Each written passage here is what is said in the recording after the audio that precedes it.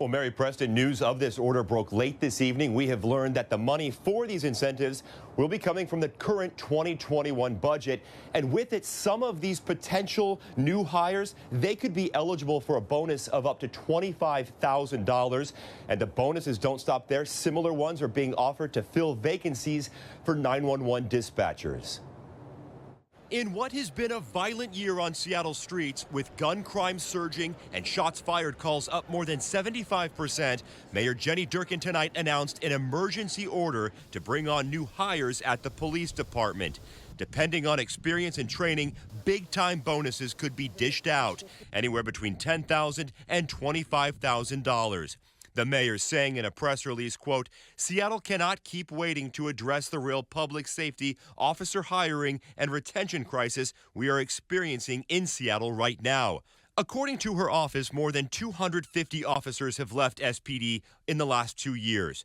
Over the summer, Durkan made an attempt to restore some funding that had been stripped away, but that ordinance was never brought up by the city council.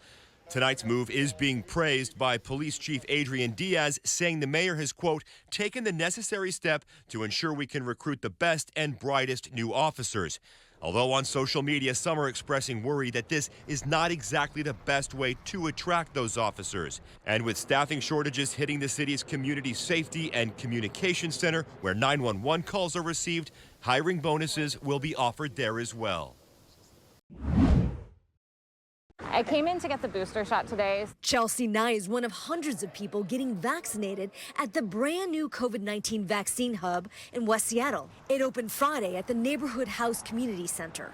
It's incredible. I know that this community being shut off from the West Seattle Bridge being closed right now, it's really helpful to have this here so that everyone in West Seattle has easy access. The city of Seattle realizes convenience is key to get people vaccinated. I mean, the first shot I had to drive about 30 miles to get. So having it in neighborhoods is really important. We're doing first dose vaccines, and we're doing boosters, and we're doing second doses for folks. So we're doing everything that we can. So we have J&J, Moderna, and Pfizer here. They can administer as many as 1,600 shots per week at this new West Seattle vaccination clinic. On day one of the West Seattle vaccine clinic, authorities say 50 people got their very first jab. That is great news. Actually, the guy standing next to me, it was the first time he had gotten a vaccine. All shots are free, no proof of insurance is needed, and walk-ups are welcome. This comes at a time when Governor Jay Inslee warned of a possible 6th wave of the pandemic. He hopes more people will choose to get vaccinated.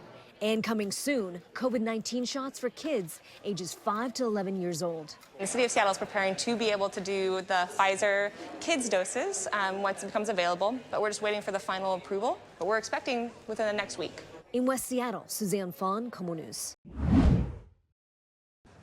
Yeah, we're at Jennings Equipment along River Road, and yesterday morning, this is where police say 2 men were trying to break in, bust those doors down, and the owner says they would have succeeded if not for the actions of Officer Donovan Hevner. But we're very appreciative of what he did and what he does. He is Officer Donovan Hevner of the Federal Way Police Department, but who lives in Puyallup. And yesterday morning, he was on his daily jog along River Road when police say he spotted 2 men trying to break down the doors of Jennings Equipment. The off-duty officers scared the suspects off, but as they drove away, one of them fired a shot hitting Hevner in the stomach. You have a message for him? Yeah, I just thank you.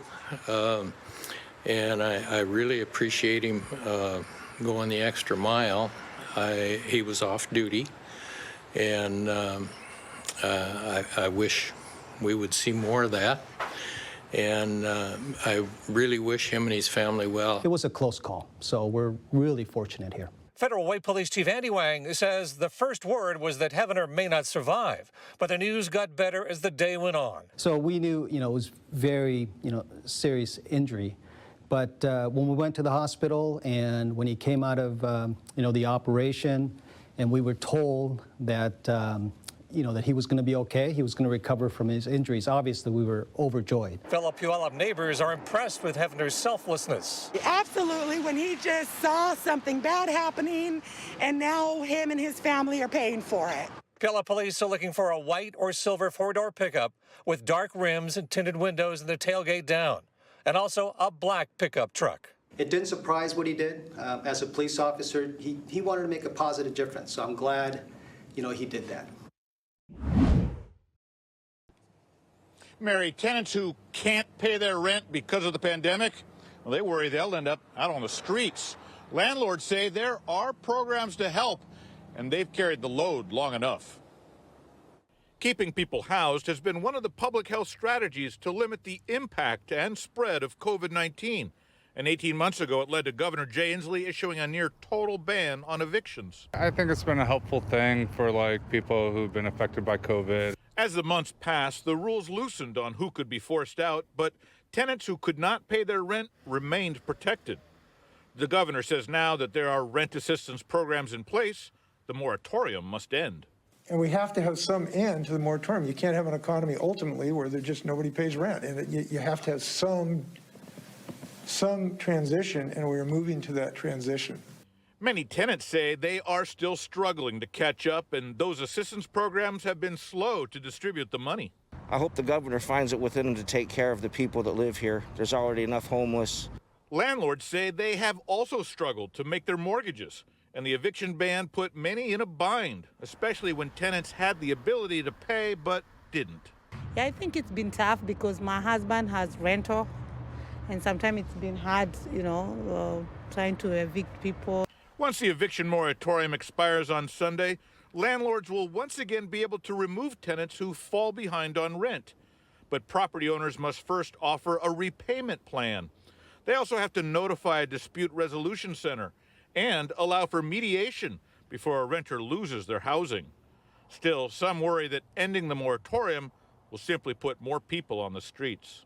People that can should, if they have a way to do it, should do what they can to keep people in their homes, especially during the wintertime. Hi, everyone. I'm Preston Phillips from KOMO News. Thanks for checking out the KOMO YouTube channel. You can see more of our videos right here by clicking on the video links for more news from the Seattle area and Western Washington. Oh, and don't forget to click the subscribe button below so you don't miss our YouTube updates.